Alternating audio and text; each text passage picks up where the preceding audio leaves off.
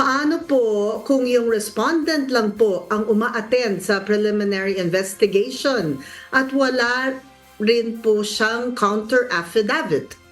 Affidavit o paano na po yan? Attorney Noel Valerio Yes. from Brazil. Ang kaso na ito ay pending pa rin sa prosecutor's office. So, kung ang nangyari hindi umaten yung complainant pero nakapagsumpa na siya, ano po?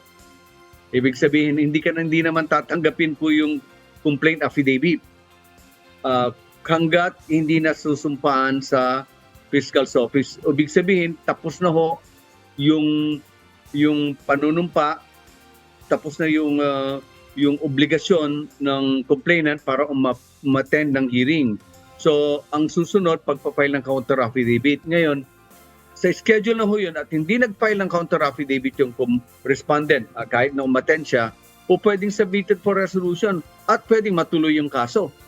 So, pinaka-importante, advice ko kay Rizel, kung siya yung respondent, mag-file siya ng counter affidavit kahit hindi niya nakikita yung complainant. Kasi ang presumption diyan ay nakapagsumpa na sa prosecutor's office yung complainant, kaya hindi na siya uma-attend.